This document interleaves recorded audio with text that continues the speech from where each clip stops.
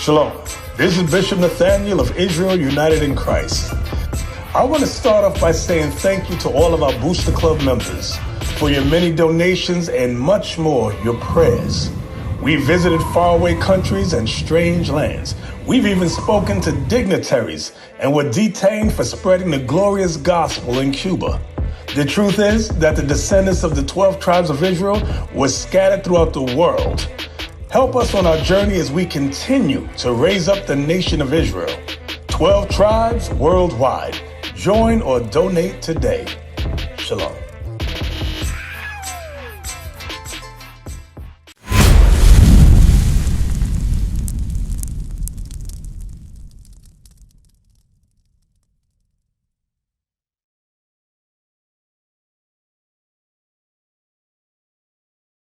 Shalom to our brothers and sisters that are following us online.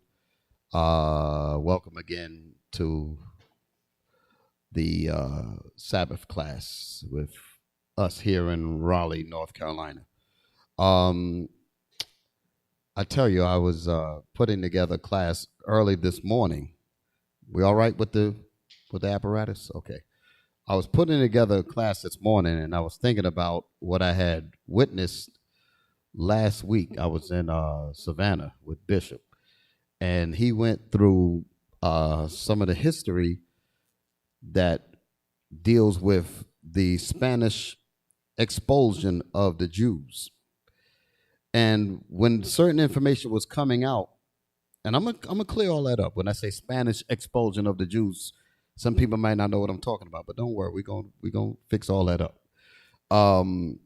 And we were coming across information that was in these books. I'm gonna say these books because it seems like every time we put a book on the screen, boom, the price goes up. Captain Josiah just showed me one book I ain't even seen yet. And the book was initially around $200. Then he just said within a couple of days it's $700 now, $699. $800. So I saw it wrong, $799. Damn. $800. So this right here is indicative of the wicked trying to make sure that our people never come to the knowledge of the Bible. Let's open that up. Give me, who's reading? Who's reading? I was this car. Okay, all praise to the Most High. Good to see you. Good to see you. All praise to the Most High. Get me Psalms. Let's open up with Psalms chapter 83. Yes, sir. Because this is important that we touch this. Psalms chapter 83. Now, I'm hoping to be finished by the time Bishop comes on. He comes on around 6 o'clock. I got a lot of articles here, and I wanted to highlight certain parts of it, but I didn't get a chance to. So I'm going to be looking and skimming while I'm reading it when I get to the articles. Psalms chapter 83, verse 2. Let's start with 1. Start with 1. This is we the always book of, seem to skip that, but let's start with 1 real quick. Come on. This is the book of Psalms, chapter 83 and verse 1. Keep not thou silence, O God. This is the prayer that's for the Israelites by our forefather, King David. Go ahead. Right? Is that David or Asaph that's saying that? Asaph. Asaph, okay, the musician. Read that again. Keep not thou silence, O God. Don't keep silent, O Lord. Go ahead. Hold not thy peace. Hold not your peace, O my Father. Go ahead. And be not still. Don't be still, Lord, because we need you to intervene. Go ahead. O God, for lo, thy enemies make a tumult. The reason why I don't want you to be still, says Asaph, is because our enemies are making a tumult. They're having a real heated conspiracy meeting. That's the best way I could describe tumult. They're having a conspiracy meeting. Conspiracy meeting meaning that what is the best way to keep them down? And they're arguing over which ways are more effective. A tumult. They all agree to destroy us, but they're trying to find the best method in destroying us. And they're having a heated argument over what is the best way to destroy the Israelites. A tumult. For lo, thine enemies. Asaph is saying, Lord, please step in. Don't hold your peace. Don't hold your silence, because our enemies are making a tumultuous argument over how to destroy the Israelites. So when Christ said that ye are hated for my name's sake, this is what it means. Go ahead. And they Go ahead. For lo, thy enemies make a tumult. Go ahead. And they that hate thee. And they that hate you, Lord. They that hate the Most High. So what do they mean by Christians? You're going to find out that Christians ain't got nothing to do with the Bible or the Israelites or Christ at all. That is demonic and satanic. Go ahead. Have lifted up the head. They have lifted up their heads against God. To be against God, your name is Satan. That's what the word Satan actually means. When you look up the name, when you look up the definition of Satan, the definition is adversary, one who opposes God. So when you say you hate God, you are of Satan. Read it again. Verse 2, for lo, thy enemies make a tumult, and they that hate thee. And they that hate God. Have lifted up the head. Have lifted up their head against the Most High. Go ahead. They have taken crafty counsel against thy people. They have taken crafty counsel. Crafty counsel meaning, again, it's going back to that argument. They're arguing over which methods work better than others. Crafty counsel, because they're already in agreement, but they're arguing over which one of the deviant methods work best. Crafty counsel. Go ahead. And consulted against thy hidden ones. And they have consulted against the hidden ones. We're the hidden ones. Why are we hidden? Because our enemies are trying their best to make sure that we never learn this gospel. Go ahead. They have said, come and let us cut them off from being a nation. The nations, thy enemies, have said, come and let us cut them off from being a nation. Go ahead. And that the name of Israel may be no more in remembrance. That the name of Israel may be no more in remembrance. So that's the plot. That's the goal, is to make sure that we never return as the Israelites. Ain't that something? Yeah. So all of these plans and plots is aimed at making sure that we never come out of this stupor that we've been put in. The name of today's class is The Miseducational Conspiracy Against the Oppressed Israelites. Say that again. Today's topic, the miseducational conspiracy against the oppressed Israelites. So, with this evil that is out here to try to keep us suppressed, you're going to find out some of the methods on how they're doing it. That's what I want to talk about in this lesson here. One of the main avenues that they use is history. They lie about history. They don't tell us the history. And the main purpose of this particular history that's coming out now in reference to churches, in reference to schools, educational mediums and so forth, is to continue to keep the Israelites separated. They'll have northern kingdom and southern kingdom separated. They don't want us to come together. Okay?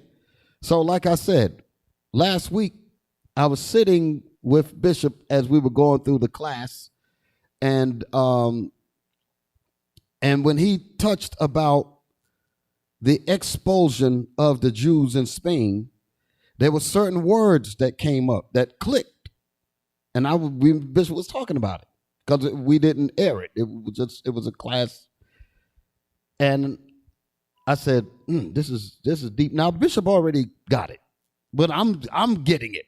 You dig what I'm saying? So, give me 2nd Ezra chapter 6. I'm going to start it off.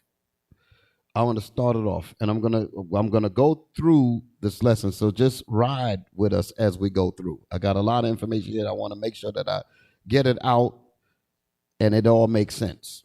Okay, but I want to start off with the prophecy with Second Ezra chapter 6. I'm sorry. Yes, Second Ezra chapter 6, verse 6. That's what I want. This is the book of Second Ezra, verse 6. Then did I consider these things, and they all were made through me alone, and through none other. By me also they shall be ended. By the Most High shall all of the things that were made be made, and by the Most High only shall all of the things be ended, and by no other, and by none other than the Most High. Read. Verse 7. Then answered I and said, what shall be the parting asunder of times? Okay, Lord. So now that I understand that you are the author of everything, you built it all and you could take it down.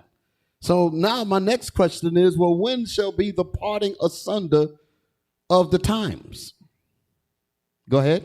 Or when shall be the end of the first and the beginning of it that followeth? And when shall be the end of the first and the beginning of it that followeth?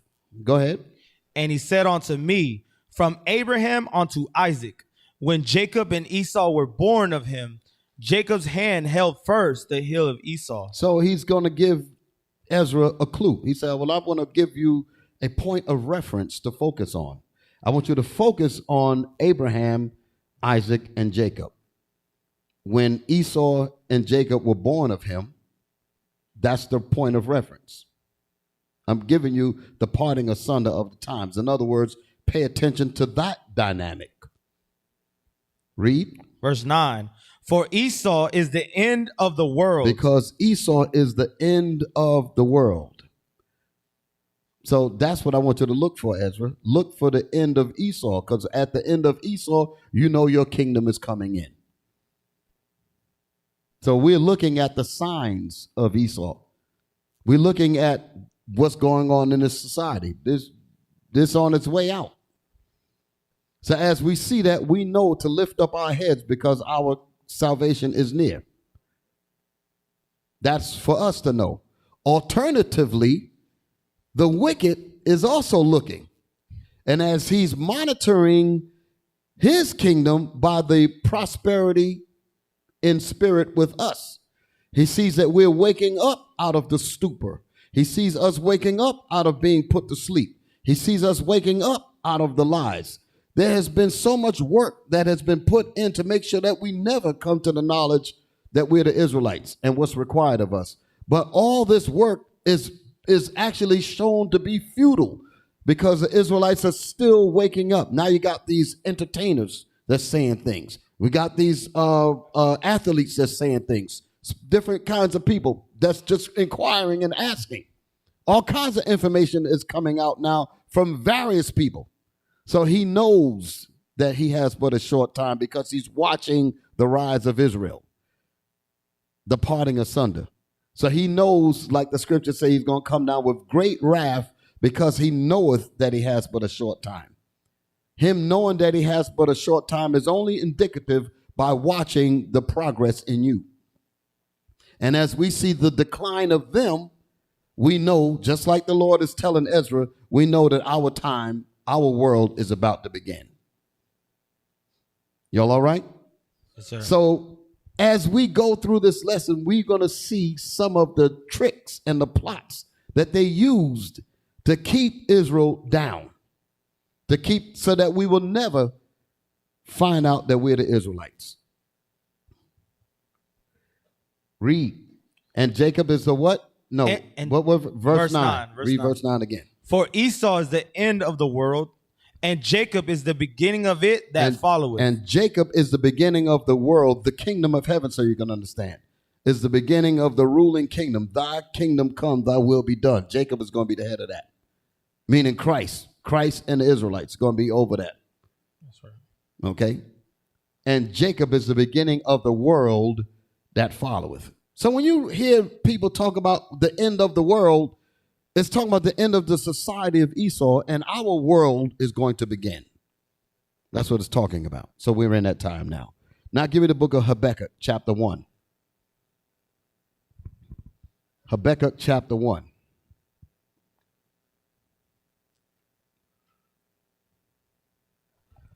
Habakkuk, chapter 1, verse 1. Yes, sir. Verse 1.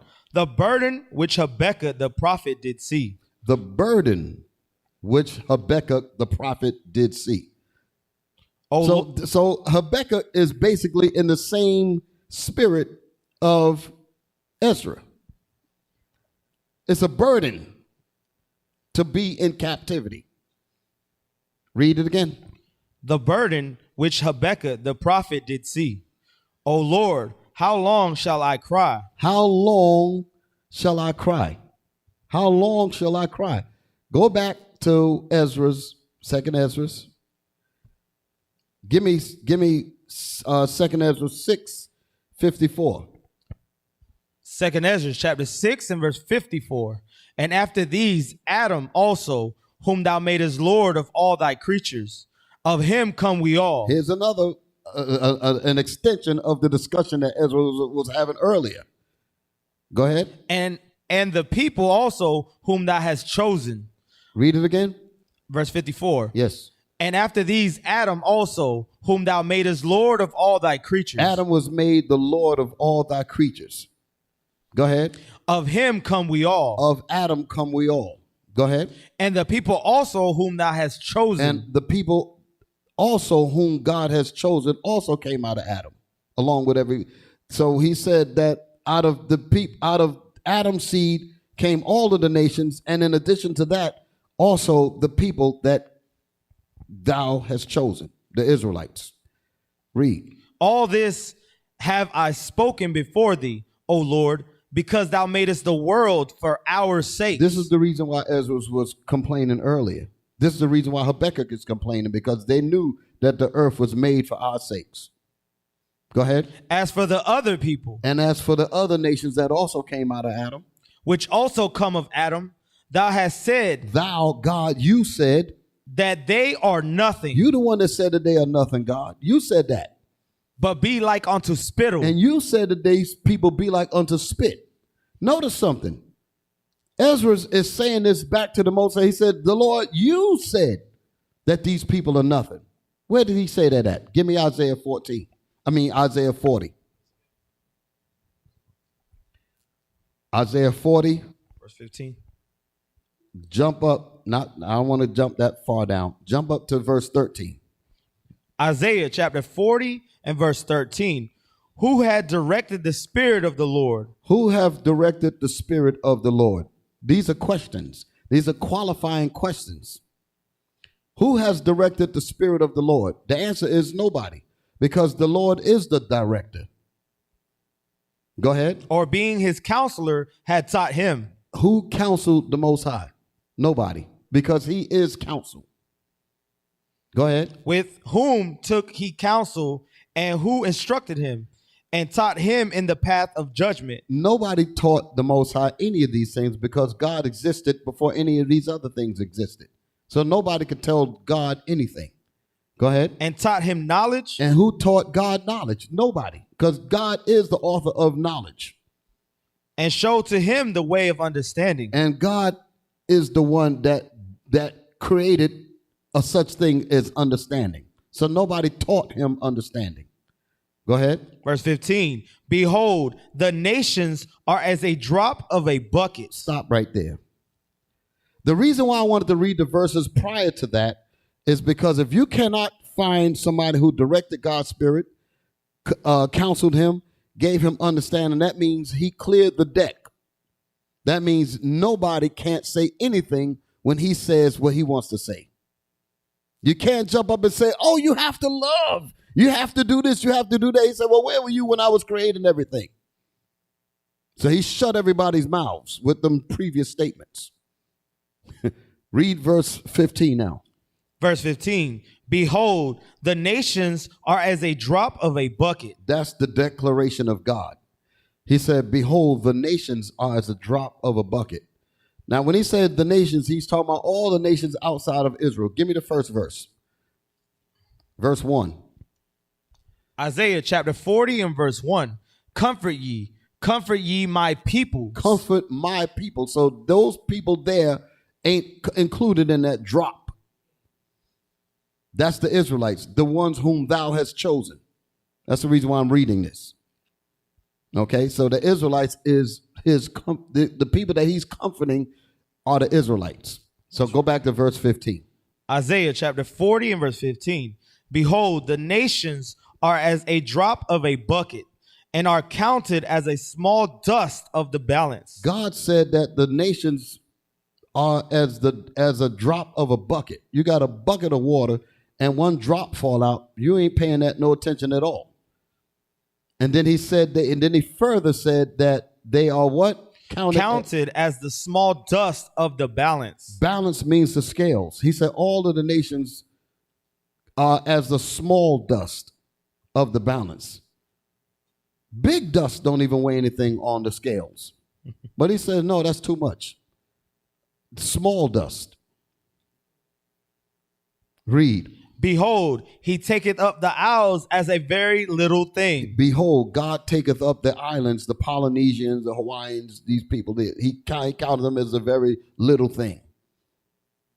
Go ahead. And Lebanon is not sufficient to burn. Lebanon is talking about the Arabs. He said, and Lebanon is not sufficient to burn.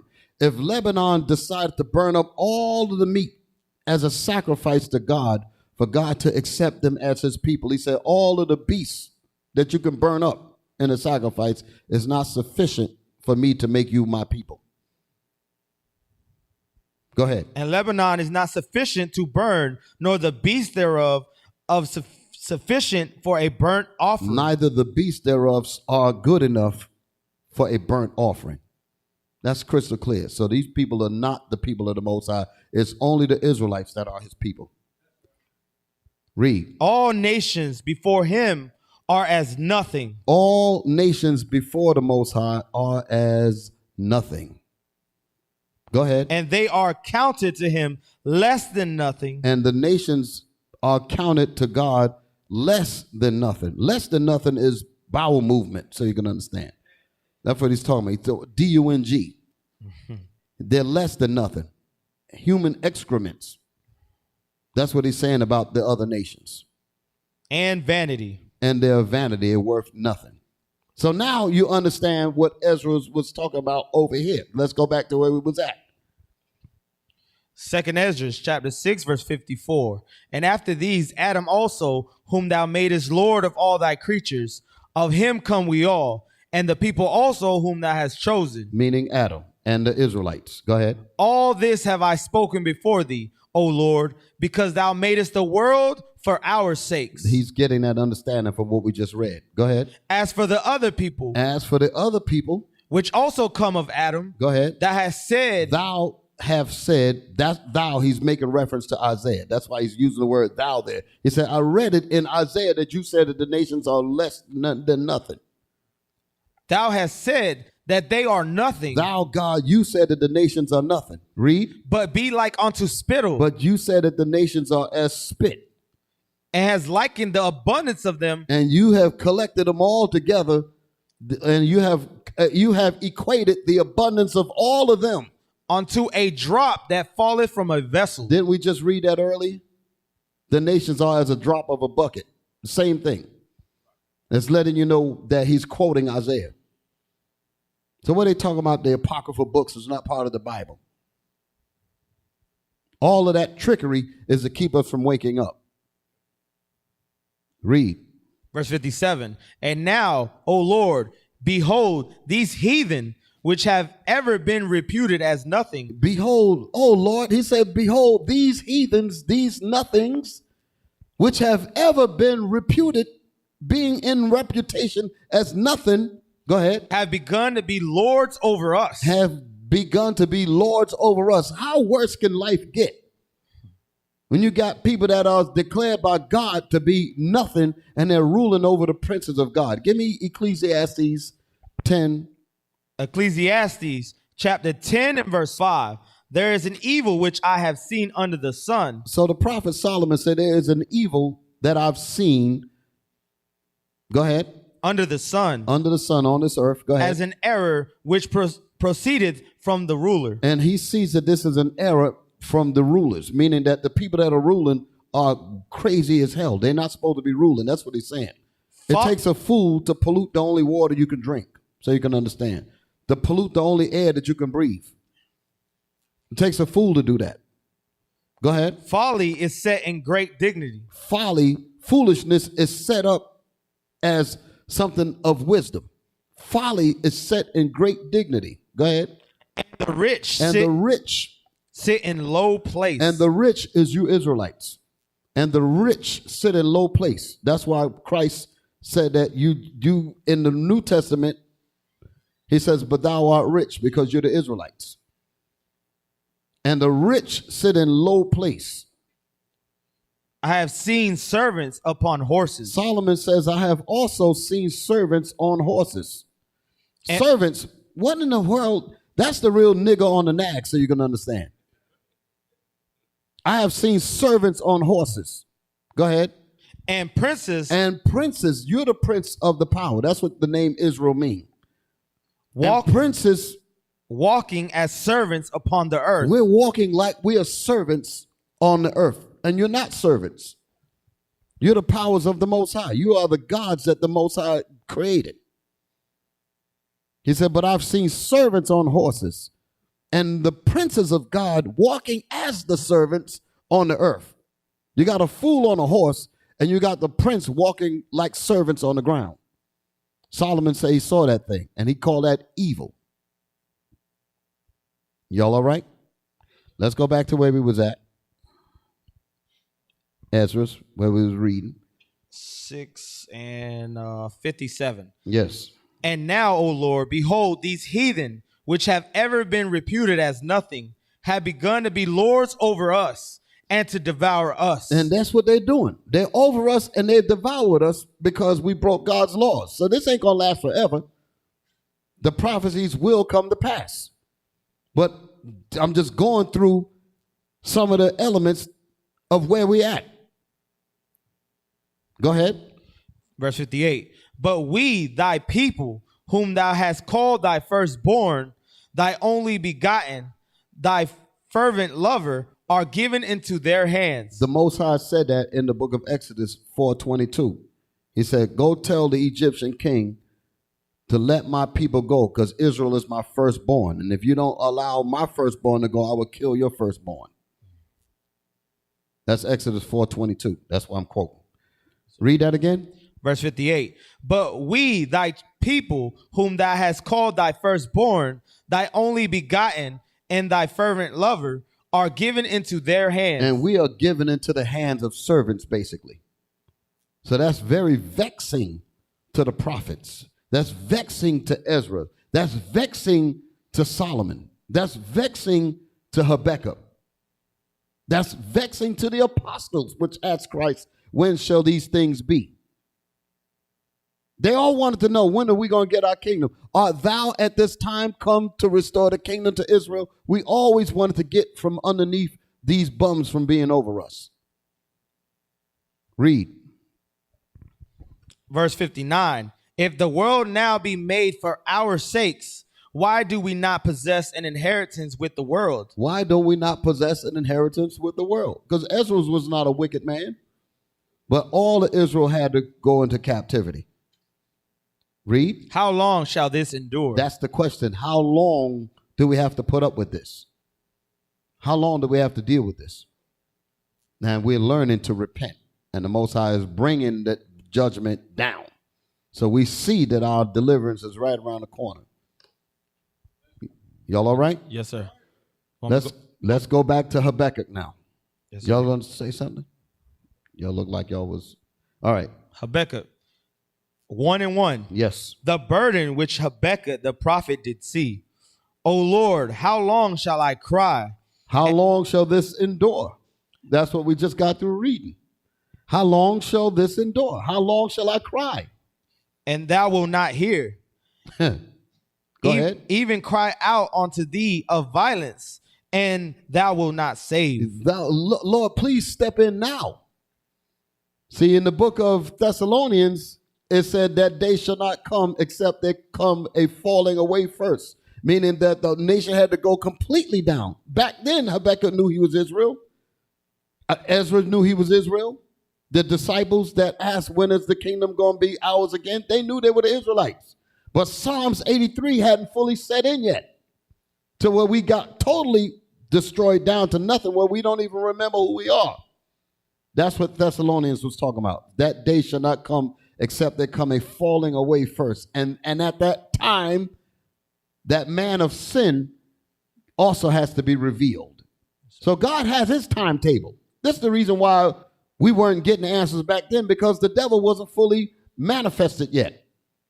They might have known who he was. Paul knew that he was the wicked. They knew that. But he hadn't done his wicked deeds yet. He still had time to get it all out. Now he's at the end of his deal. That's the reason why the Most High said in other scriptures, he said, and their hurtful works are fulfilled. That's the reason why he said their sins have reached up unto the heavens, meaning I had enough. Now they have fulfilled their mission as being demons. Now it's time for me to smash them now. We're in that time now. Y'all all right?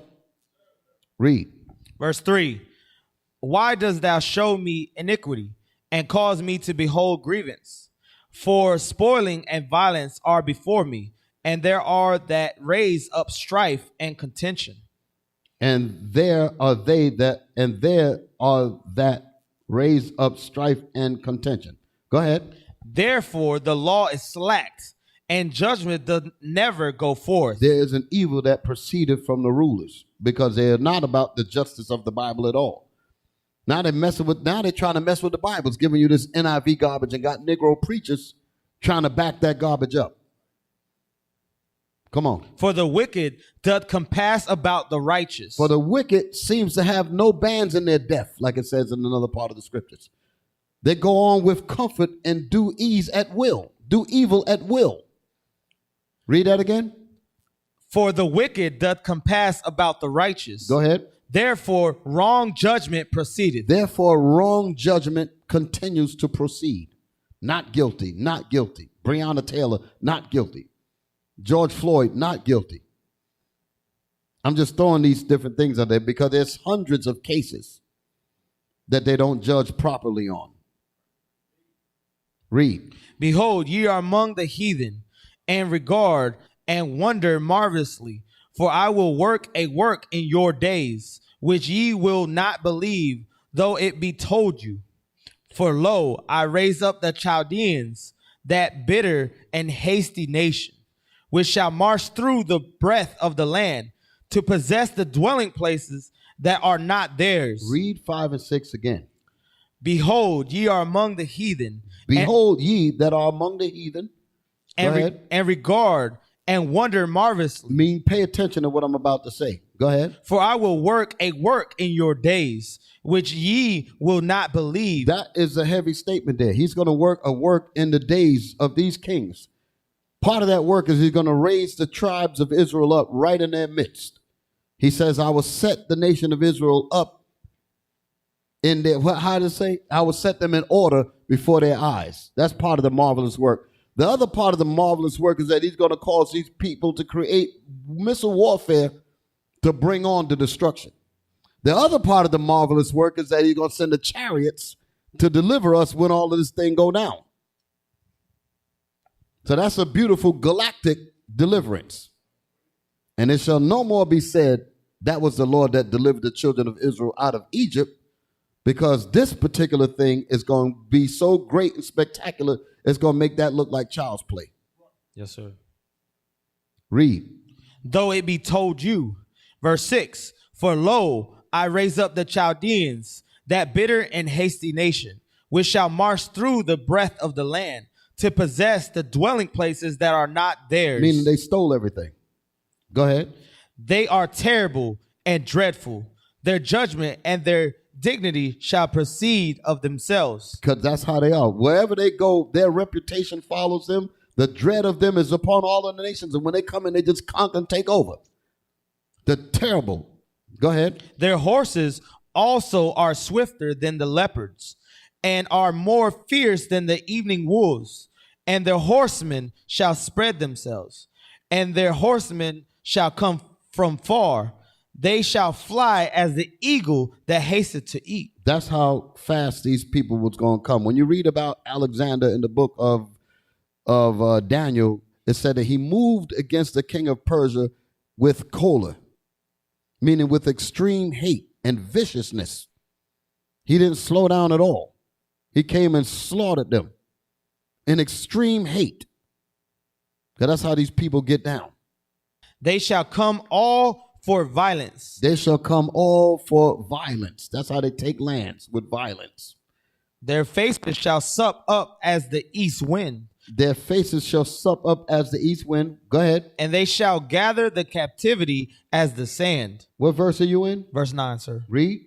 Verse 10. And they shall scoff at the kings, and the princes shall be a scorn unto them. When they come into people's land, they just knock the king off his throne like he ain't nobody. Scoff at him. Go ahead. They shall. You go inside somebody else's land and tell them where they can't and can fly their own planes and sell their own boats. You telling them, listen, you can't build weapons in your own land. We have to inspect your weapons. There's no way in the world you can be building them because we're not giving you the authority to do that. Wow. They shall deride every stronghold, for they shall heap dust and take it. They shall keep dust and take it. Dust means confusion. They've confused the people with Christianity. They've confused the people with democracy and foreign policy and all that. That's what they do. Create confusion. That's what the dust represents. Go ahead. Verse 11. Then shall his mind change. Then after he's created an atmosphere of confusion and Christianity and all kinds of policies that have you all drunk where you don't know right from wrong, you don't even realize that the people that's in your land, you're talking about some having a vote. Here the man comes inside your land, take your land from you and tell you to vote to get it back. And you think that you're in some kind of democracy. Read that again. Verse 11. Then shall his mind change. Then shall his mind change. I'm going to explain what that means. Go ahead. And he shall pass over and offend, imputing this his power onto his God. So when it says his mind shall change, meaning he's going to pretend to be Christian now. We're going to be democracy. You're not going to look at him as the vicious beast that he was when he came and robbed you and took everything.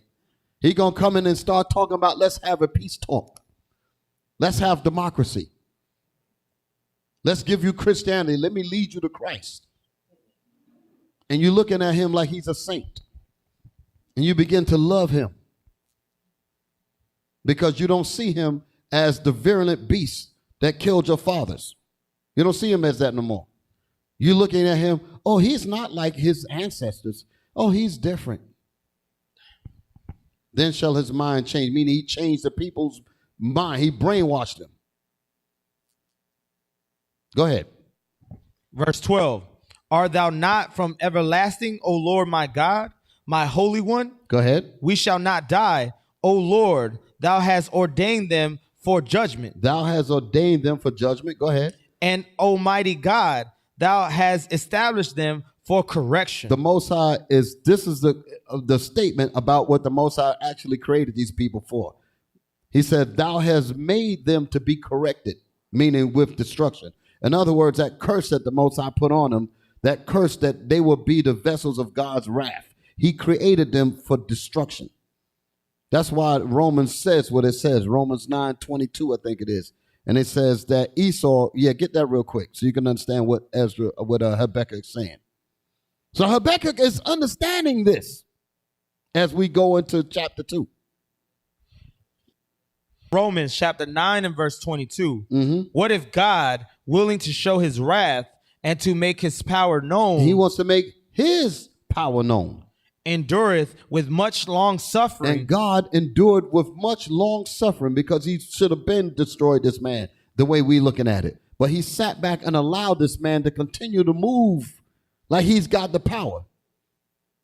And he endured watching the Israelites get treated like servants, like they're servants on the ground, and watching this beast sit on a horse, run around talking about he's the actual rulers of this planet.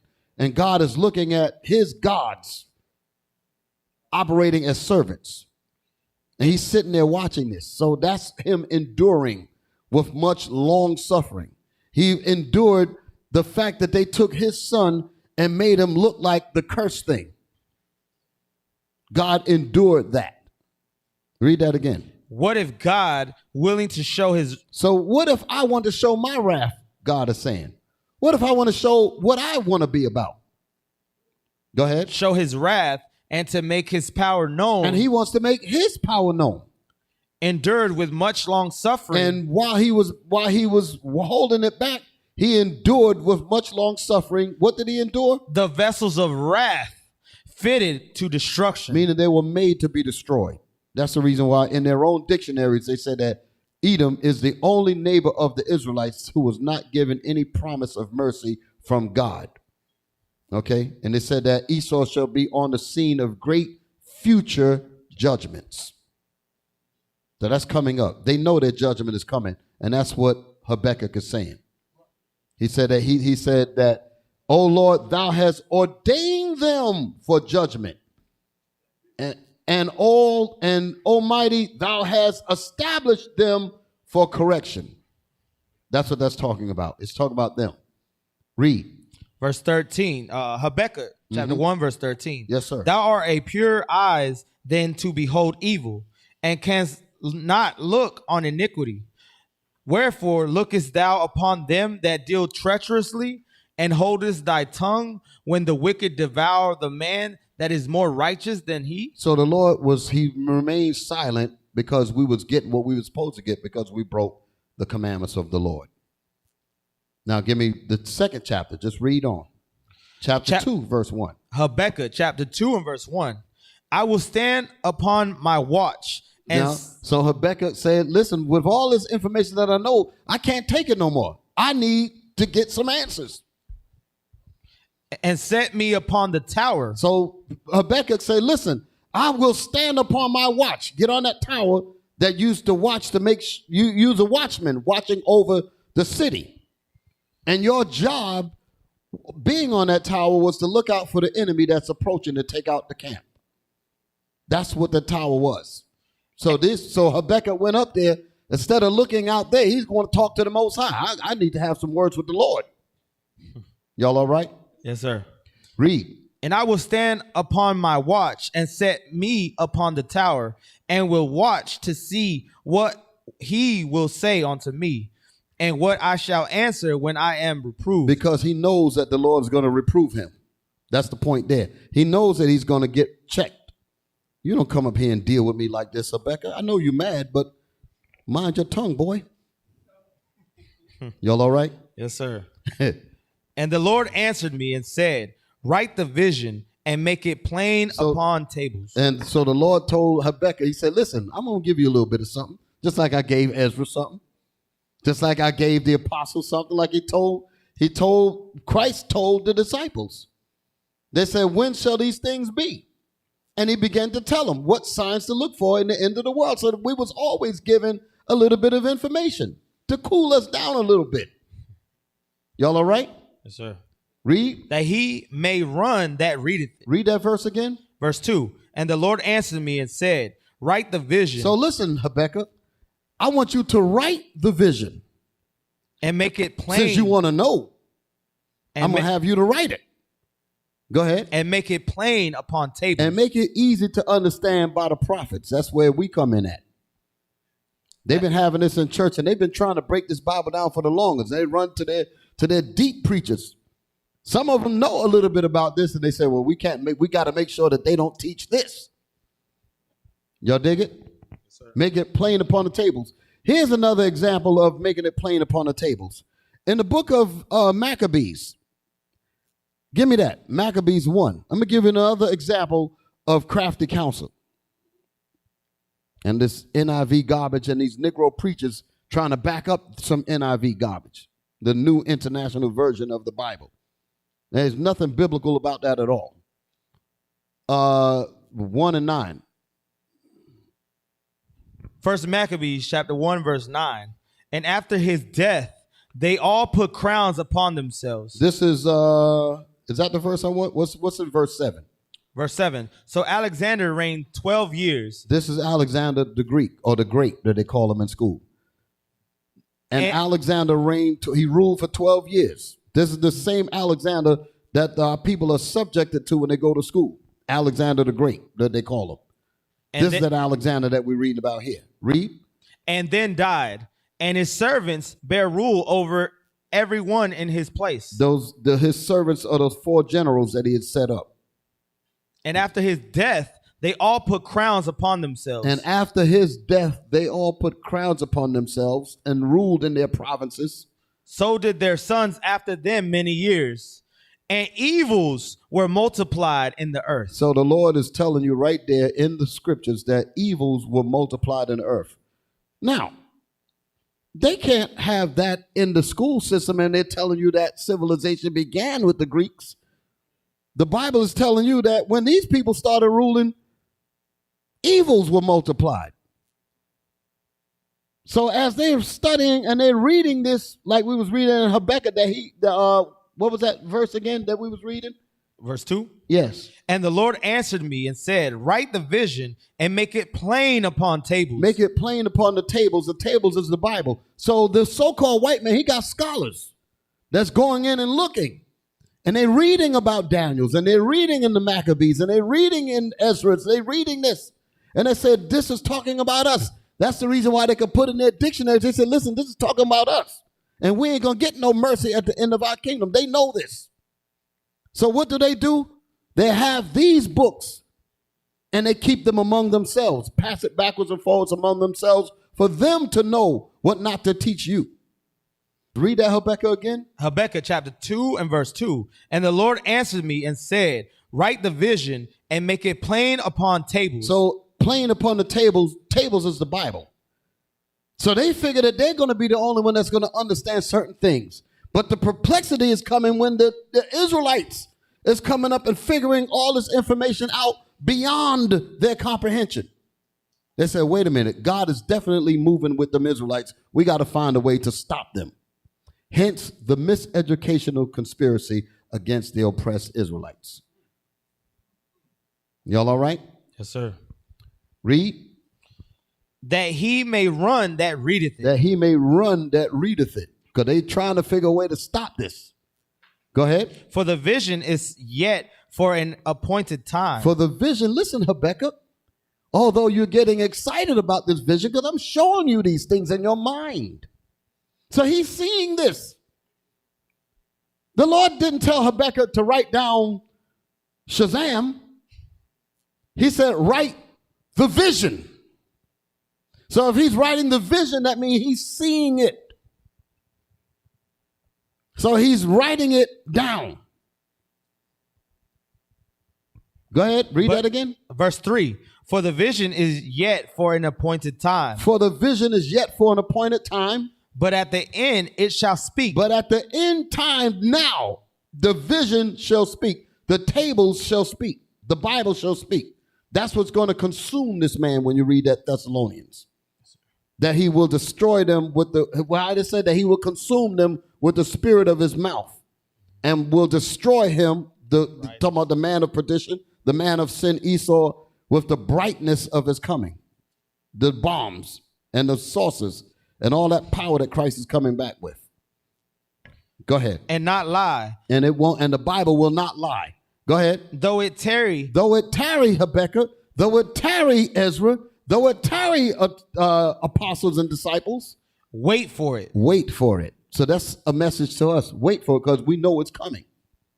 Because we see the signs. The Most High gave us the signs. Go ahead. Because it will surely come. Because it will surely come. It will surely come. Read. It will not tarry. It will not tarry. Go ahead. Behold, his soul which is lifted up is not upright in him, but the just shall live by his faith. The Lord said his soul that is lifted up. Remember in the beginning, it said that he has lifted up his head against the Most High. Yes, and Esau is the leader of all the nations that came against us. But here in Habakkuk, he's specifically talking about Esau. He said, for his soul which is in him is not upright, meaning he's the devil. He's the Satan. He is the physical counterpart of the spiritual demon Satan. Go ahead. Verse 5. Yea, also, because he transgressed by wine, he is a proud man, neither keepeth at home. That's him, neither keepeth at home. When he leaves, he don't even have any home at all. Everywhere he is gone, he took it from the natives. Caucasus Mountains don't even belong to him. The area that actually belongs to him is Mount Seir in Edom. Huh? And he said, right, and he had to go there to get that. So wherever he is on the planet Earth, he's not a native anywhere. That's a hell of a nature, ain't it? So everywhere you've gone, you went, just like that blessing that his father gave him. He said, and through with thy sword shalt thou shalt thou take the fatness of the earth. That's how he got it all. And when he took it, he heaped dust of confusion on you and made you love him for taking your land. Y'all all right? Yes, sir. Speed it up. Go a little faster. All right, verse 5. Yea, also, because he transgressed by wine, he is a proud man, neither keepeth at home, who enlargeth his desire as hell, and is as death, and cannot be satisfied. You hear what the Most High is saying? This man cannot be satisfied, and he enlarges his greediness as hell, and he is as death, and he cannot be satisfied. That sounds like Obadiah. Wouldn't a thief leave some grapes? Yeah. But this man cannot be satisfied at all because his soul is about not being satisfied. His soul is about it being an insatiable appetite to take people's gold, to take their diamonds, to take their rubies, to take their mineral resources, and to continue taking it. You ain't never going to get this man to lay back and share that with you. That is not in his nature. A snake's nature is to bite you, and that's what he's going to do. You're trying to charm the snake. The snake don't know nothing about charming. What does snake tell that woman? Bitch. You know I was a snake after he bit her. That's what he said. That's what he said. Don't get mad at me. That's what he said. Read. But gathered unto him all nations, and heaped unto him a people, all people. Come on. Verse That's 6. what he did in America. Talking about a melting pot. Shall not And all all of the people in this pot is melting, boiling. Shall not all these take up a parable against him, and a taunting proverb Shall against not him? all these nations take up a parable against this wicked man and a taunting proverb? What is all that talking about? They're going to all start calling him the devil. They're going to realize that. They're going to realize that he's the Satan of the earth. And say, woe to him that increaseth that which is not his. Woe, destruction is to be brought to him that increaseth that which do not belong to him. No part of the earth belongs to him. That's the reason why Isaiah said he shall be as a chased roe, and he's going to be as a deer that no man taketh up. That's going to be a hell of a time. Read. How long? And to him that ladeth himself with thick clay. Thick clay talking about the people that look like him. Red. That's the reason why thick clay is talking about red. His own people. That's the only people that he get along with. But everybody else, ain't no such thing as no rainbow coalition when it comes to him. He said, I'll give you rainbow coalition as long as I'm leading it. Go ahead. Verse a coalition of slaves under him, the so-called white master. That's his definition of a coalition. Read. Verse 7. Shall they not rise up suddenly that shall bite thee, and awake that shall vex thee, and thou shalt be for booties unto them? Go ahead. Verse 8. Because thou hast spoiled many nations, all the remnant of the people shall spoil thee. So when it said in 7, he said, and suddenly they shall rise up and bite thee. That's where terrorism going to come in at. Okay. And it says, and in the 8th verse, what did it say? Because thou hast spoiled many nations. All the remnant of the people shall spoil thee because of men's blood. Because of men's blood, when you went to their lands and stole and robbed them. Why do you think everybody trying to get over to this country? Because their minerals and wealth was stolen. And it's been brought over here, sent to the diamond district, the garment district, the this, the that. And they're making all kinds of billions of dollars off of these people's resources. And the people are sitting on diamonds, sitting on gold and all kinds of material sitting on the ground with nothing. They said, wait a minute, let's go to America. Let's try to get some of our money back. And they come over here and have to go through all kinds of stringent rules to quote unquote become a citizen, just so they can work minimum wage. Because that's how destroy the rich people, the economies in their lands where they got all of these resources and they can't even manufacture it, can't do nothing with it at all. Fruits and bananas, none of that. Even foods, coffee, none of that. The people, the natives in their lands have no control over that stuff at all. And they're supposed to be rich. But they have to come over here because this thief took it. Read. Verse 8. Because thou hast spoiled many nations, all the remnant of the people shall spoil thee because of men's blood, and for the violence of the land, of the city, and of all that dwell therein. Read. Woe to him that covereth an evil covetousness, to his house, that he may set his nest on high. That's the so-called white man. Go ahead. That he may be delivered from the power of evil. He done built up his space program and think he's going to be on a nest so he could be delivered from the power of evil. That's the reason why he's out there out of space. What do you think he's out there for? He think he's going to escape the judgment. No. Go ahead. Thou hast consulted shame to thy house by cutting off many people, and hast sinned against thy soul. For the stone shall cry out of the wall, and the beam out of the timber shall answer it. 12. That's the Most High is getting ready to bring some real work in this land. Go ahead. Verse 12. Woe to him that buildeth a town with blood. That's how they built up America. And brought us over here in slavery, murdered Gad, murdered the Native American Indians, went throughout the islands, Santo Domingo, Puerto Rico, South America, Panama, and destroyed the people. Go ahead. Woe to him that buildeth a town with blood, and established a city by iniquity. And established a city by iniquity. This whole system is built on iniquity. How in the world are you going to tell people to come to church, and the church is sitting on the bones of the Native American Indians that fought and died to try to keep this? But you're going to tell me, you're going to heap dust in my face of confusion to confuse me, to make me think that I'm actually coming to learn about Jesus. That makes no sense at all. People are so psyched out with dust of confusion in their mind, they don't even think about what methods do you think it took to remove those that tried to stand on the land that they own.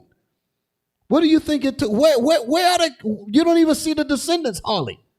Where are the children complaining at? You don't hear none of that. That's how well he did it. But God didn't forget. But we forgot, some of us. Isaiah 42:13.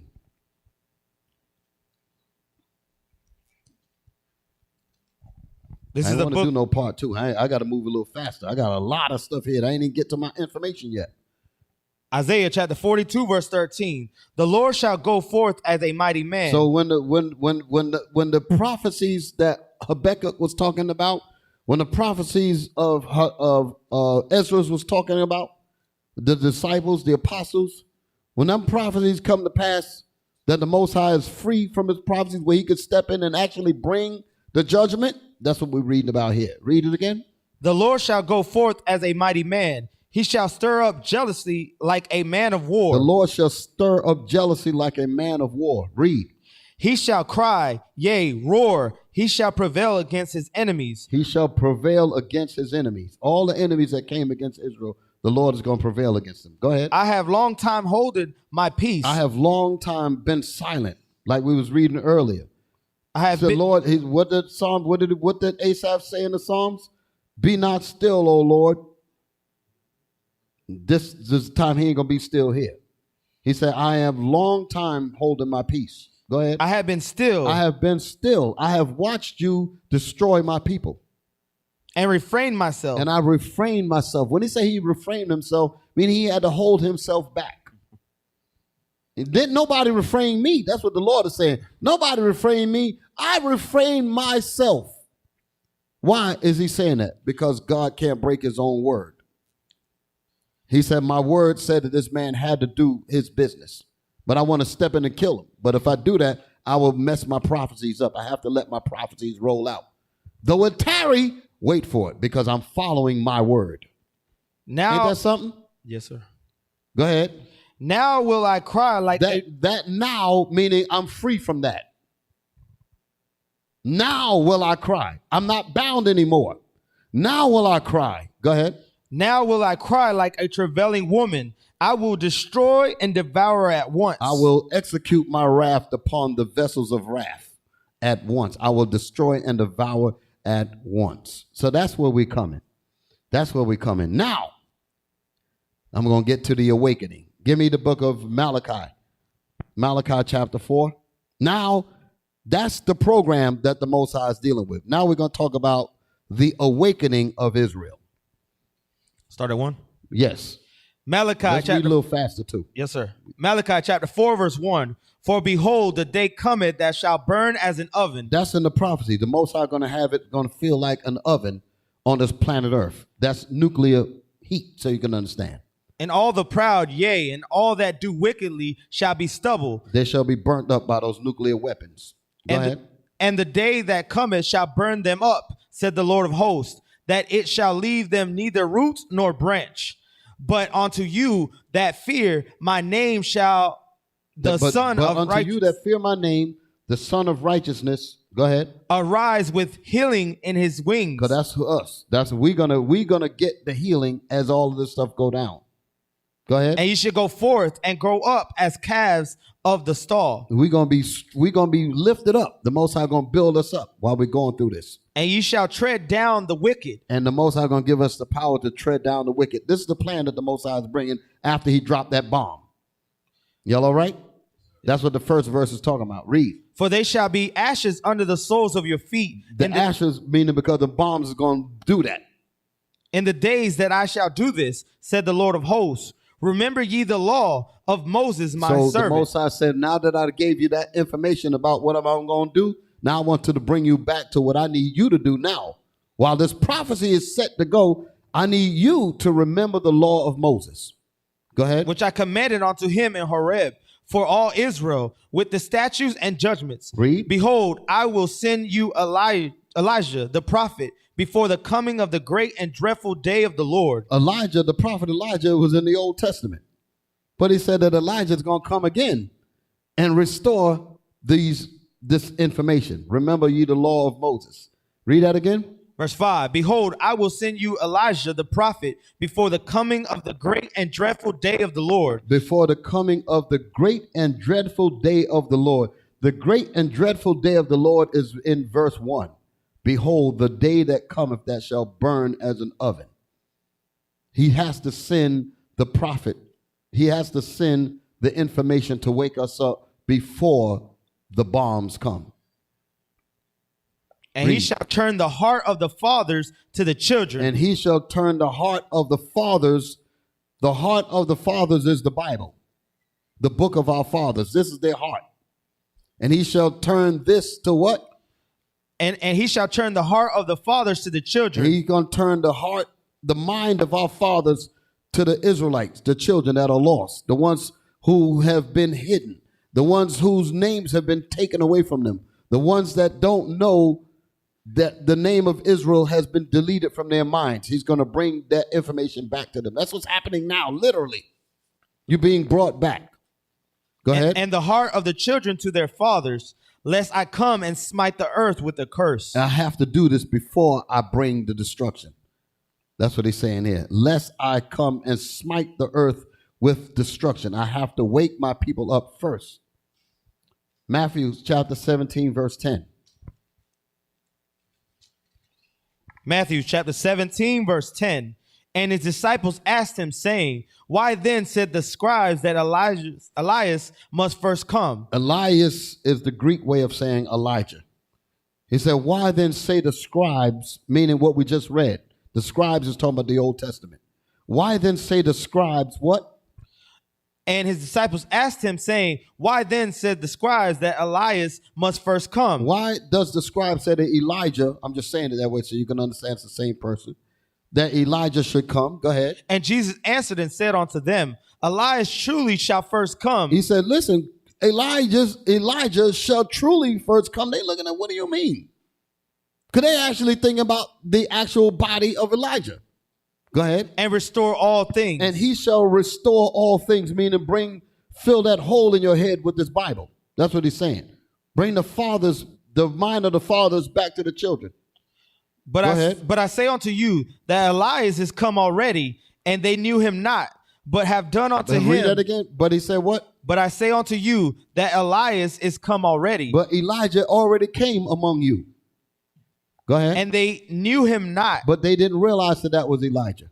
But have done unto him whatsoever they listed. Just like they deal with us. They don't think that we're the prophets of the Most High. Go ahead. Likewise. And they recognize how they dealt with John the Baptist. Because that's what he's talking about. Likewise shall also the Son of Man suffer of them. Read that verse again. There was something else I wanted to say. Verse 12. But I say unto you that Elias is come already, and they knew him not, but have done unto him whatsoever they listed. So when John the Baptist came up, he was that voice crying in the wilderness. They recognized who this man was as Christ was telling them. Because what was John the Baptist doing? He was restoring, he was preparing the way to the Israelites, preparing the people for the coming of Christ.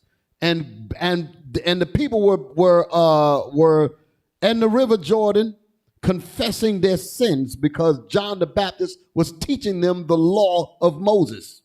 How in the world are you going to confess your sins without the law? The law had to come up when John the Baptist was teaching the law. They said, wait a minute, I'm guilty of that. I'm in the error of that. Then they realized, you know what? These laws I'm breaking, and they repented. So I don't know what they're doing in the churches. They ain't repenting at all because no laws are coming out. John the Baptist was giving the people the law, and they were convicted in their spirits, and they confessed their sins. That's what this is talking about. They recognized that this was Elijah that was bringing them back to the Spirit. Likewise shall also the Son of Man suffer of them. You see that? What verse was that? Verse 12. Okay, all praise to the Most High. Read on. Verse 13. Read verse 12 again. Verse 12. But I say unto you that Elias is come already, and they knew him not, Go but ahead. have done unto him whatsoever they listed. Likewise shall Meaning also they didn't take him serious. They didn't deal with him the way he was supposed to be dealt with. likewise shall also the Son of Man suffer of them. Then the disciples So the understood. same way that they're dealing with, Christ is over us, but the way they dealt with Christ said, you're going to drink the same cup too. They dealt with Christ that way, and the same way they're going to deal with us. Go ahead. Then the disciples understood Then at that time, after Christ gave them all that understanding, that he spake unto them of John the Baptist. they knew that Elijah was John the Baptist. They figured that out. You'll see that? Yes, sir. Heavy, right? Now, further awakening. The book of St. John chapter 6, verse 63. John chapter 6, verse 63. This is part of the awakening as well. Come on. It is the spirit that quickeneth, the flesh profiteth nothing. The spirit of the Most High is the laws of the Most High through Christ. That's quickened us. That's gave us life. Without the laws and the commandments of God, you're dead. With the commandments of the laws and the commandments, you live. Go ahead. The words that I speak unto you, they are spirit and they are life. Go ahead. But there are some of you that believe not. There's a lot of our people going to fall in this category, but there are some of our people that believe not. Go ahead. For Jesus knew from the beginning whom they were that believed not, and who should betray him. You're going to have people that's going to be among us that's going to betray this gospel. Go ahead. And he said, therefore said I unto you, that no man can come unto me, except it were given unto him of my Father. I mean, the Most High have to put the spirit of you being the elect for you to continue in this gospel. Read. From that time, many of his disciples went back and walked no more with him. Wow. Some people came into this information, came into this knowledge, learned about all this truth, and went right back to their old vomit. Scary, ain't it? Read. Verse 67. Then said Jesus unto the 12, will ye also go away? Then Simon Peter answered him, Lord, to whom shall we go? These are the brothers that knew that Christ was the Christ. Go ahead. Thou hast the words of eternal life. He said, where in the hell are we going? We know that this is it. And we believe and are sure that thou art that Christ. And we believe and are what? Are sure that we are sure that thou art that Christ. That we know that you are the Christ. So where else are we going to go when we know that you have the gift of eternal life? Where are we going? The Son of the living God. Jesus answered them. That was it. 69. Yes, that was what I wanted right there, right? You finished that? Yes, sir. 69? Yes, sir. So now, we know about, I'm going to speed it up a little bit. Because I'm about to get into it a little bit. Go to Revelation chapter 7. Revelation chapter 7. Verse 1? Yes. Revelation chapter 7 and verse 1. And after these things, I saw 4 angels standing. So we read about the chosen saints, the ones that are sure. Go ahead. Standing on the 4 corners of the earth, holding the 4 winds of the earth. These are the angels of the Most High that is holding back the 4 major kingdoms that's going to be involved in the destruction that's going to bring on our kingdom. Read. That the wind should not blow on the earth, nor the sea, nor any tree. The wind that it's talking about is the wind of destruction. Regular wind blow every day. So they ain't talking about that. It's talking about destruction. Read. And I saw another angel ascending from the east, having the seal of the living God. And he cried with a loud voice. The seal of the living God is the commandments when you read Isaiah 8:16. Go ahead. Cried with a loud voice. And he cried with a loud voice to the 4 angels, to whom it was given to hurt the earth. What was given to these angels? Instructions to hurt the earth. That's the wind that they're going to bring. Go ahead. To whom it was given to hurt the earth and the sea, saying, hurt not the earth, neither the sea, nor the trees, till we have sealed the servants of our God in their foreheads. So what is holding back the destruction? Who knows? What's holding back the destruction?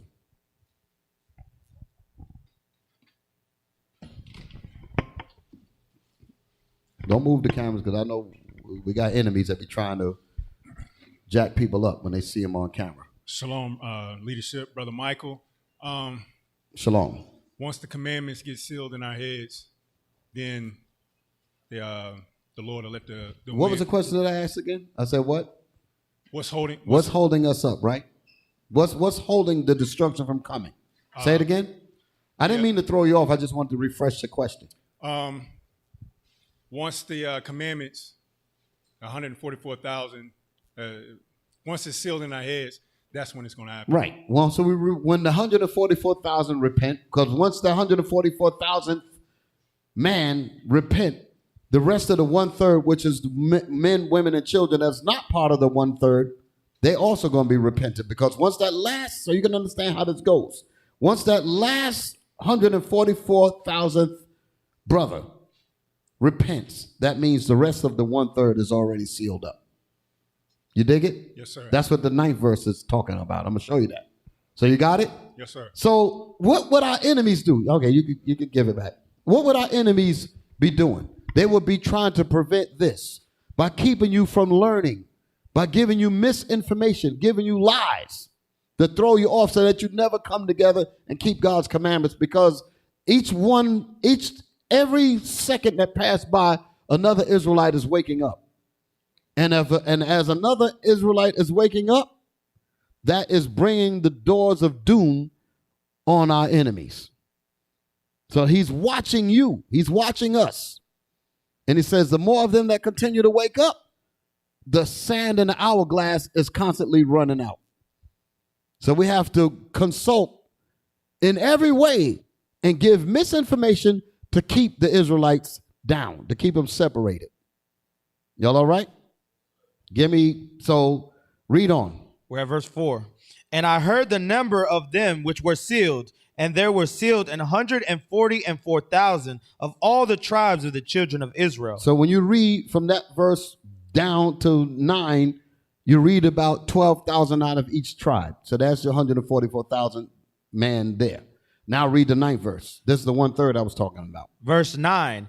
After this I beheld, and lo, a great multitude, which no man could number, of all nations and kindreds and people and tongues, stood before the throne and before the Lamb, clothed with white robes and palms in their hands. Meaning that they repented as well. Now they're coming out of all nations, out of all tongues and kindreds. Why? Because the sanctuaries are in all of these places, and the people are going to repent in the lands where they are. That's the reason why we're everywhere. And the Most High said that he says, and this gospel shall be, what? Give me that, Matthew 24, and I think it's 13 or 14. Matthew 24, this is the reason why it's written like that. Verse 14, and this, Matthew chapter 24, verse 14, and this gospel of the kingdom shall be preached in all the world. That's what it's talking about there. In all the world, meaning in all of the sanctuaries. For a witness unto all nations. For a witness unto all nations, because the Israelites are scattered everywhere. Go ahead. And then shall the end come. And then shall the end come, because that's how the tribes are going to get sealed up. That's how the 144,000 and the 1/3 are going to get sealed up. So we're on the right track, brothers. We're on the right track, brothers and sisters that's following online. So as this gospel continues to go out, that's the importance of the Booster Club and all of that, is to make sure that this gospel get there so that we can get out of here. Because once that last brother is sealed up, that means all of the tribes is ready to go home.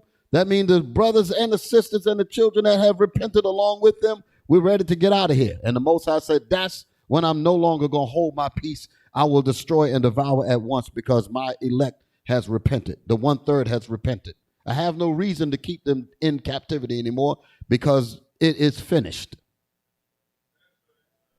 Ain't that something? So that's some beautiful stuff, right? So now, the miseducation. The miseducation. Give me Revelation 12:15. The lies, miseducation, and persecution. This is the book of Revelation, chapter 12 and verse 15. And the serpent cast out of his mouth water as a flood after the woman, that he might cause her to be carried away of the flood. The flood that he's putting out now is NIV versions of the Bible. T.D. Jakes is part of that flood, so you can understand.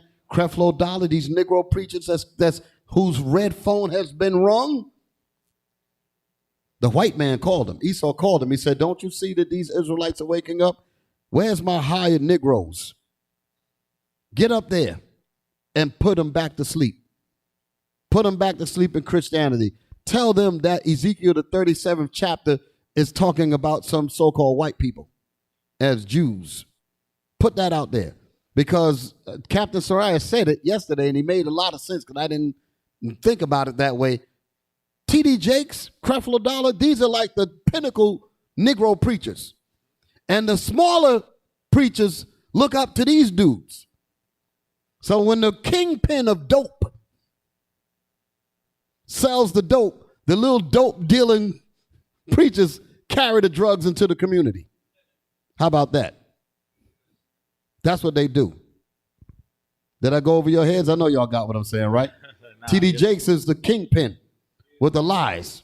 And he know that the little tributary preachers are going to feed at their trough, eating the garbage that he teaches them. And they're going to take that same garbage and give it to the little mom and pop churches everywhere else under them.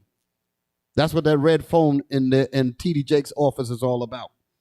And that red phone that's in Creflo Dollar's church is all about. Because he sees the prophecies coming to pass. So I need you to tell lies. I need you to bring that flood, because they're waking up too fast. Y'all all right? We're at 16. Yes, read. Verse 16, and the earth helped the woman, and the earth opened her mouth and swallowed up the flood, which the dragon cast out of his mouth. The dragon is a so-called white man. He's speaking through these black preachers, so you can understand. When they open their mouths up and teach, just because you're looking at a chocolate face, that's the devil that's behind them teaching.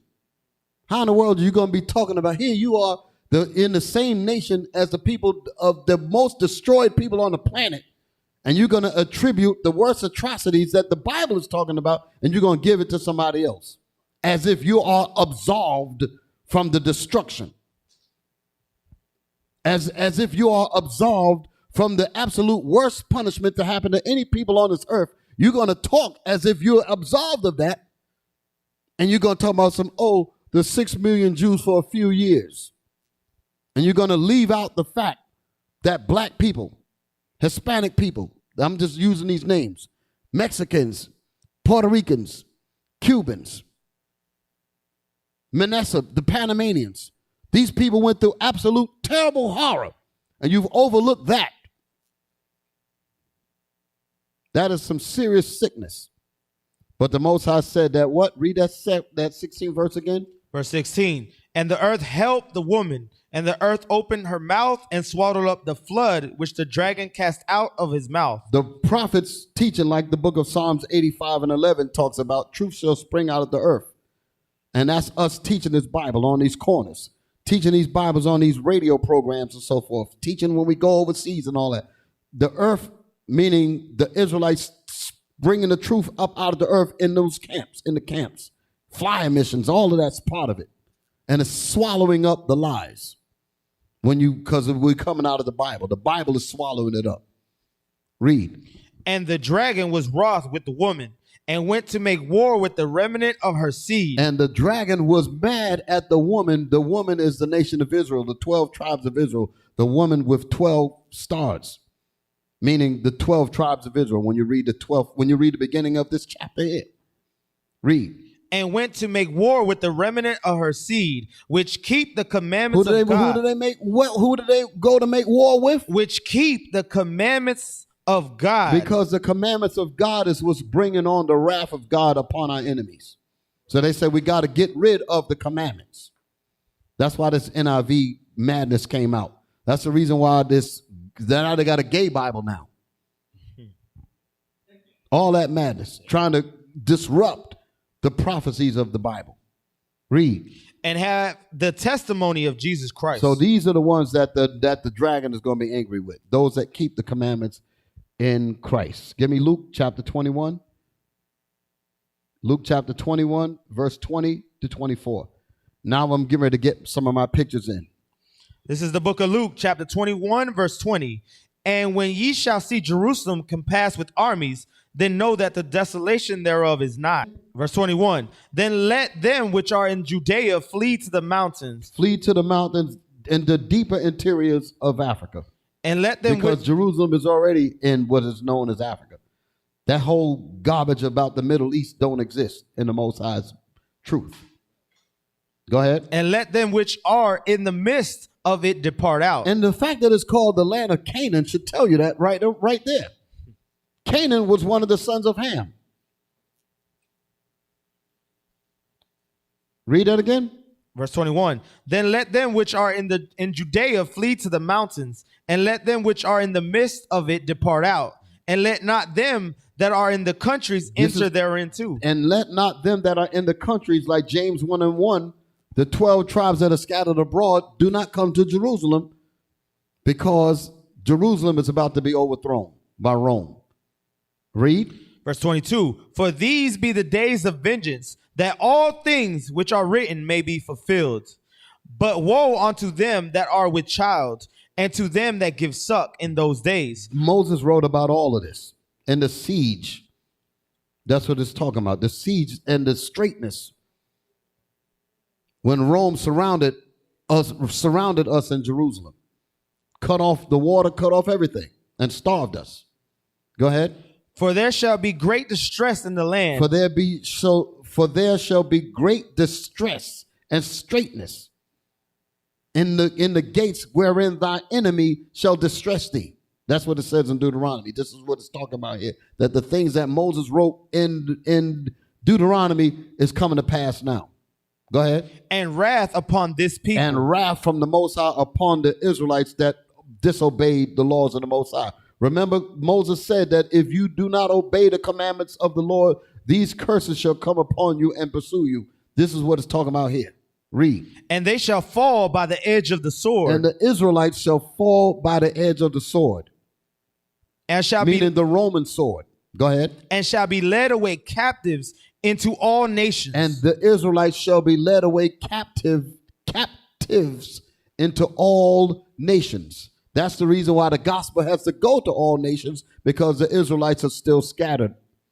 That's why it says it in Deuteronomy. And the Lord shall scatter thee among all the nations, and there thou shalt serve wood and stone. And neither shall the sole of your foot have rest. Read. And Jerusalem shall be trodden down of the Gentiles. That's the bastards that is in Jerusalem now. Those are the bastards that's in Israel. That's what it's talking about. And Jerusalem shall be trodden down of the Gentiles, meaning Amalek, meaning the so-called white man calling himself a Jew. How long are they going to be there? Until the times of the Gentiles be fulfilled. Until their time is up. Until the hourglass, until the sand in the hourglass run out. So why did I call them bastards? Because Zechariah 9:6 says they're bastards. Read it. Zechariah chapter 9, verse 6. Let's read that. Zechariah chapter 9 and verse 6. And a bastard shall dwell in Ashdod. And a bastard shall dwell in Tel Aviv. I'm just jumping because that's what Ashdod is. Modern day Tel Aviv. And a bastard shall dwell in Ashdod. So no, I didn't cuss. Huh? I didn't say bad words. I'm reading the Bible. And a bastard shall dwell in Ashdod. Go back to Luke 21:24. Luke chapter 21 and verse 24. And they shall fall by the edge of the sword. And the Israelites, the 12 tribes, well, it was at that time, it was the 3 tribes and stragglers of the other tribes that were still in Jerusalem at that time. Okay, because the other tribes, the northern kingdom tribes primarily was out. So it was basically 3 tribes and stragglers of the other tribes were there, because some that came back to Jerusalem after the time of Ezra when we went to rebuild. So some of them were still there. Okay. And shall be led away captives into all nations. And the Israelites shall be led away captives into all nations. Go ahead. And Jerusalem shall be trodden down of the Gentiles. And the Gentiles, the nations, shall be in Jerusalem. So the Jews are not there. And in terms of God's prophecy, yes, some of us went back trying to set up and all that, but that's not what the Most High is asking for. So the Most High is not counting them as being in, because if you're back in your land, you're supposed to be ruling it. Our people that went over there to set up communities and all that, fine. But they ain't ruling nothing over there. So that's not what Christ is talking about. Read it again.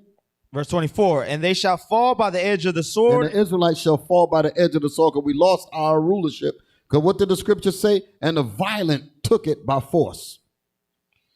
And shall be led away captives into all nations. And the Israelites shall be led into captives into all nations. Go ahead. And Jerusalem shall be trodden down of the Gentiles. And Jerusalem shall be trodden down of the nations. The bastards, so you can understand. Until the times of the Gentiles be fulfilled. How long are they going to be over there? Until their time is up. So now,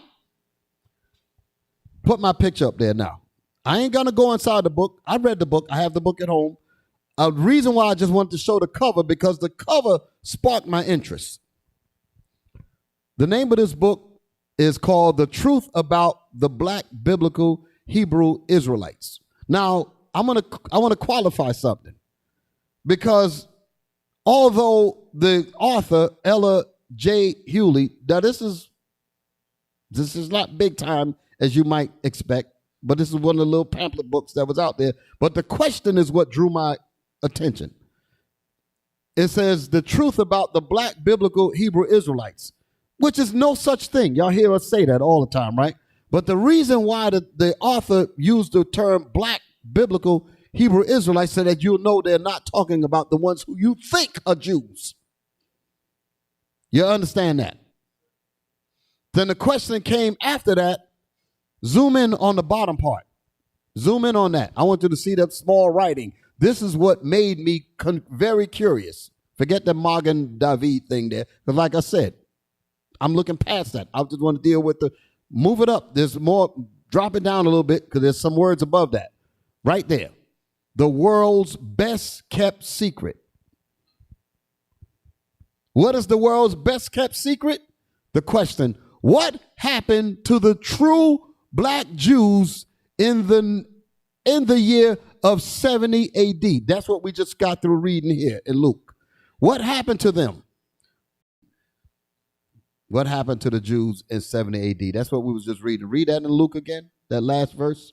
Luke chapter 21 and verse 24. Yes, sir. And they shall fall by the edge of the sword. And they shall fall by the edge of the sword. Go ahead. And shall be led away captives into all nations. And the Israelites are the they that fell by the sword, and they shall be led away captives into all nations. Go ahead. And Jerusalem shall be trodden down of the Gentiles. And Jerusalem in 70 AD, like it tells you in other books, it tells you that, what was that general that came in? Vespasian and his son Titus, Caesar. Titus. Right. Came into Jerusalem, trod on the soils of Palestine, which is the land of Canaan again. And he brought great outrages and atrocities against the residue of the people. That's written in Rudolph R. Windsor's book, From Babylon to Timbuktu. And it says, and the slave markets were full of black Jewish slaves. So that's what it says there. And this is what all that time period was talking about that. It started in 60, I think it was like 65 BC.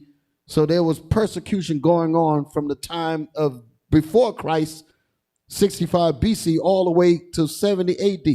So when Christ was born, that's the reason why they were looking for a savior, the Israelites, because the Romans had already taken and besieged Jerusalem. Even when you're reading in the Gospels, you're reading about the Caesars that was ruling. Augustus and all of that. Their names is in the Bible. So when I was talking earlier, when we read out of Maccabees about the Greeks,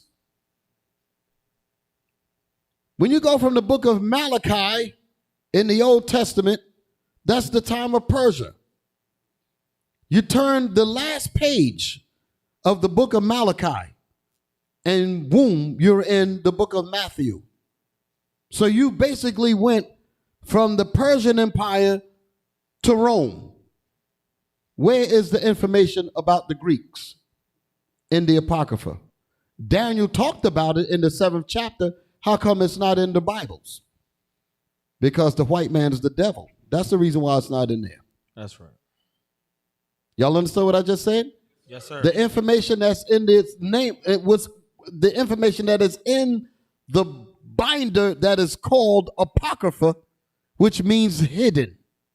That's what the word Apocrypha actually means. To conceal and hide. So that information was put in there. Separated by the Protestants. They took it out because it was a part of the King James Bible. That's what I'm holding here. My Bible actually has the quote unquote apocryphal books in it. All of the books are here. All 80, so you can understand 80 books. Not 81, not the book of Jasher. That's another flood that the daggone demons is trying to do. Here I'm going on YouTube looking for certain things, and guess what keeps popping up? The book of Jasher. I said, what the hell is this? I ain't never clicked on that garbage, but they're trying to slide that little bit of dope in there, thinking that I'm going to pick up that crack pipe. Y'all dig it? So be careful. The Most High gave us these books here. So, where was I at? Right.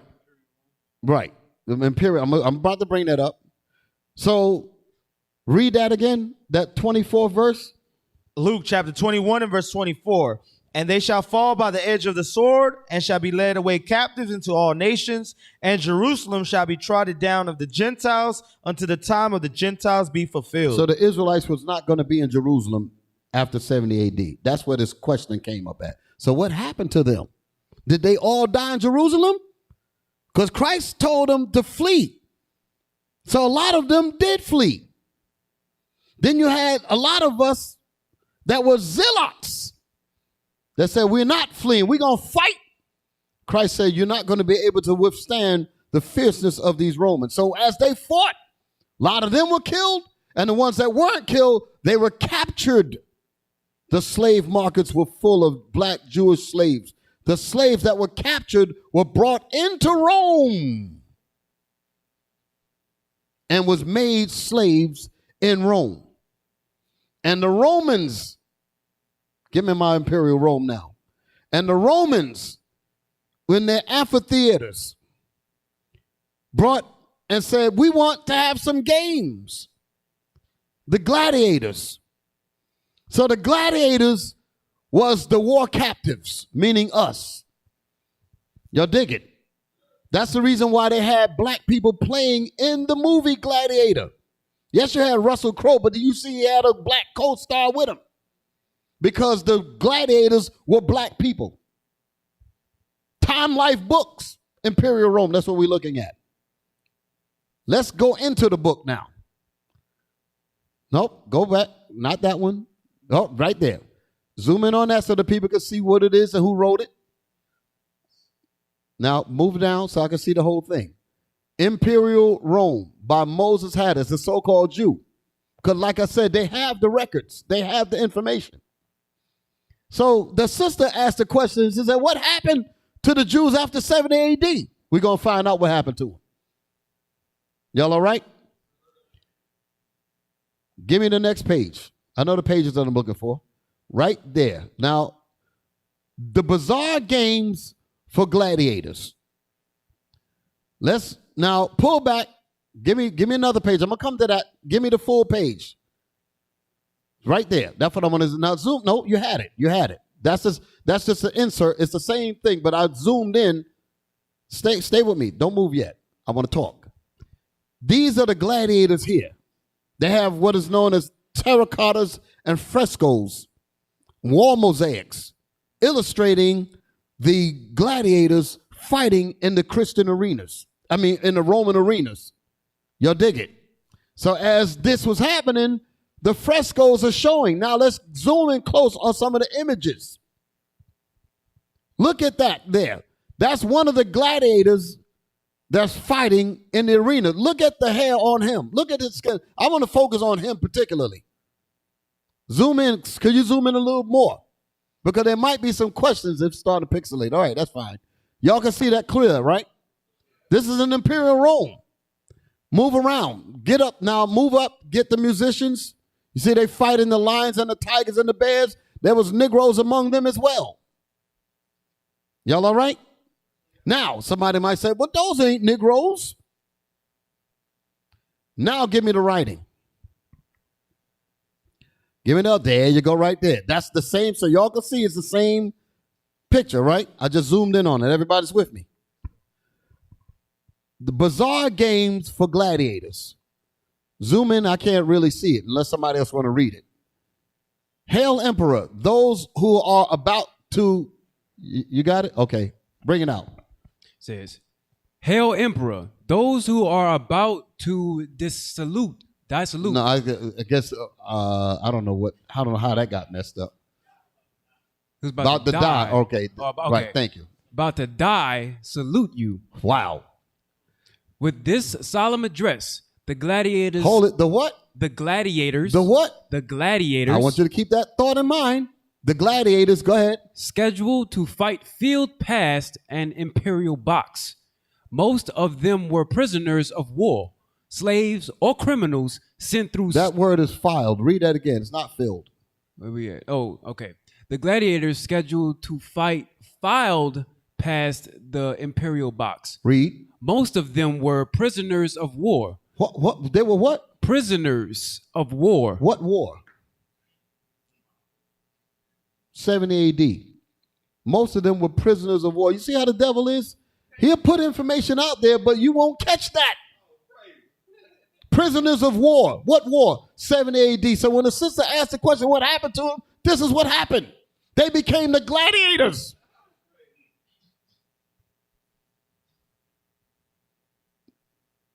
Read. Slaves or criminals sent through stern. They called us criminals. They called us slaves. That's what you do to war. That's what you do to captives of war. Go ahead. Sent through stern training schools. They were sent through stern training schools to be gladiators. Tournaments and all that. That's what was going on with us. Basically like today in the boxing arena. We're the best in that. Mm-hmm. Same thing. Read. The night before, they had been feted at a lavish banquet. Go ahead. where fans came to eye favorites. They get to pick their favorites. I want that one right there. He was good last time, such and such. They get to pick him. Oh, that one there. What about him? So they get to pick or bet on their prize fighters, so to speak, just like we do today. Gambling. Go ahead. And gamblers to estimate odds. To estimate odds. Go ahead. Now, in the stands, peddlers hawked cold drinks, buns, and sausages. So that's what don't they have that in today's arenas? Hot dogs and all that. Rome is their thing, brothers. Same foods. Read. The more unusual the contest, The more unusual the contest, the better the Romans liked it. the better the Romans liked it. Go ahead. Gladiators often fought with mismatched weapons. What did it say? Gladiators often fought with mismatched weapons. Gladiators often fought with mismatched weapons. Read. Negroes. Stop. The Jews, the black Jews out of 70 AD, the war captives, were Negroes. But look at how the white man being the devil is. What did he put right behind it? A rare sight in Rome. That's a damn lie. They weren't no damn rare sight at all.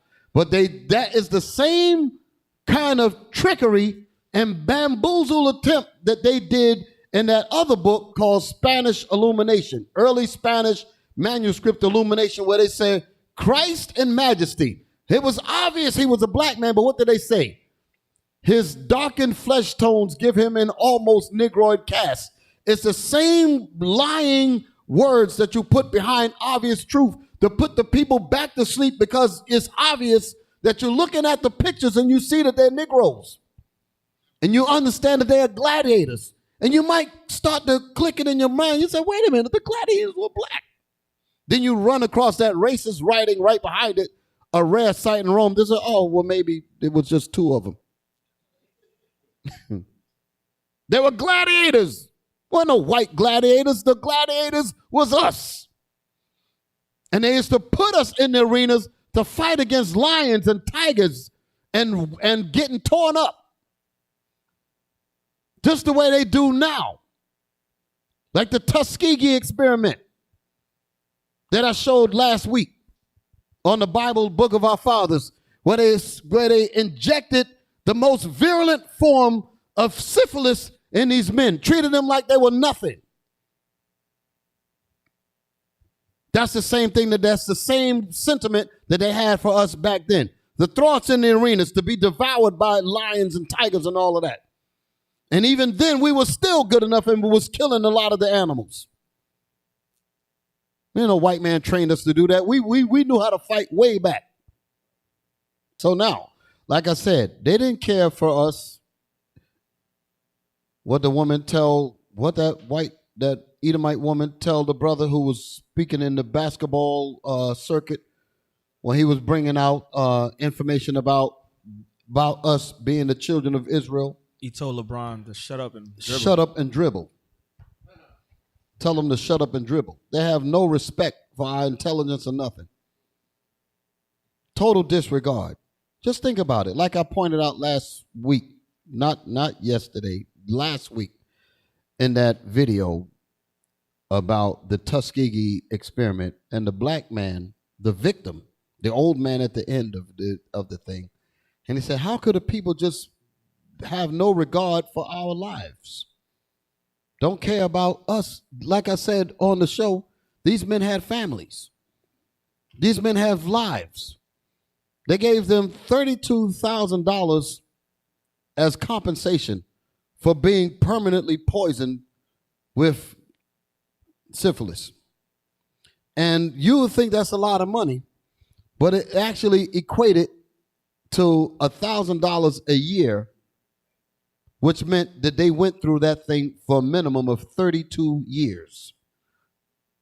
32 years of these men's lives were extinguished through the evil of these people who were looking for a cure for their own white populace and using us as the guinea pigs. They didn't care about the fact if you had children, if you had aspirations, if you wanted to have plans for what you want to do with your life. No regard at all. So if they think of that way then, that's exactly how they thought back during these times here in the arenas. You war captives and you're fighting lions and tigers and all of that. And some of those times we were devoured, torn up by those beasts in the arenas. Y'all understand? Here's an example, because like I said, the thing says here, Negroes, a rare sight in Rome. A lie. I'm no rare sight. Give me my next picture. Look at that. I want you to zoom in on that. Y'all see that? That's a lion. Now let's read the writing, because I might be racist, somebody might say. You ain't reading that right. So let's get Esau's words and let's see what he says, what we're looking at. Let's zoom in on the facial features of the man. Can y'all see that his nose is missing? Look at the hair. The hair represents woolly hair. Do y'all see that? That don't look like no white boy at all, does it?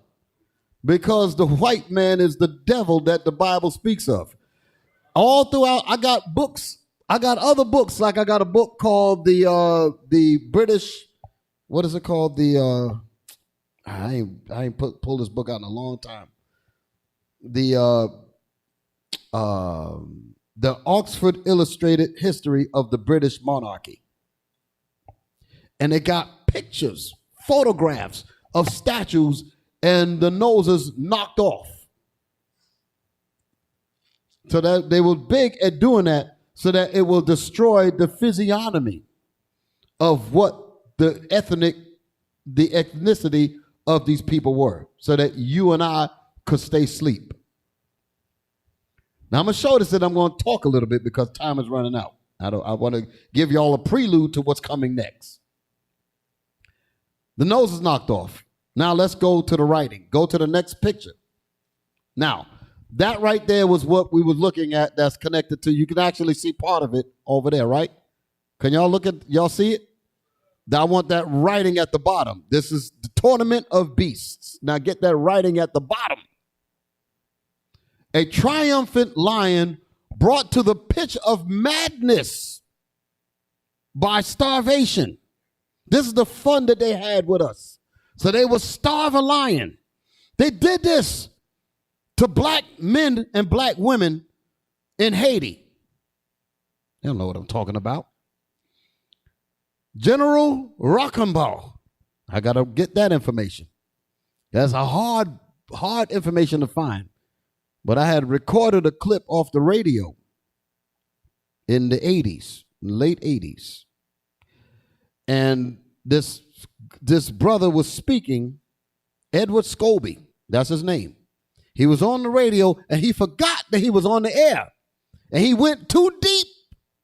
And the people behind the scenes pulled the plug to the transmitter. You heard the signal just go woof. I got that recorded. So you actually just hear the station go dead. Then it comes back later and the lady said, I realized we were just off the air. Because he was getting too deep with it. And he talked about how they wanted to turn the island of Haiti back into slavery. He forgot that he was on the air. He got into the spirit of just ripping it.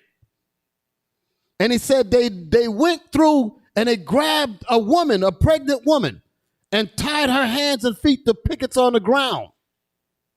And then they rubbed bloody meat on her pregnant stomach. And then they brought a cage of hungry dogs that they starved. And then they loosed the dogs on the woman. And as the dogs ate the meat that's on her stomach, they kept eating until they ate the baby out of her stomach. Because they starved the dog for that. That's what we're looking at here. A triumphant lion brought to the pitch of madness by starvation. That's what they did with these dogs in Haiti. That they let loose on the people. It says, prepares to devour a fallen gladiator In such a match, a fighter usually was equipped with a short sword, a shield, and an arm guard. Gave him a short sword so he couldn't even fight it off, because that was fun to them. So the gladiator was devoured. That's what the statue was showing you. We used to scream black power while heroin was pushed. But at the end of the day, nothing's in vain. IUIC has been given a vision. The tents of Judah has risen. Many has attempted the mission. Minor murmuring, omitting, and missing the mark. Just reading that he had the flame of fire in his eyes gave us the spark. We on Paul's mission. We out on the road, purple and gold, from Mexico, Cuba, Haiti, Ghana, Sierra Leone. 144,000 boots banging, concrete crackling. These are our men repented at heart. The scriptures is proof. IUIC, we deliver the truth.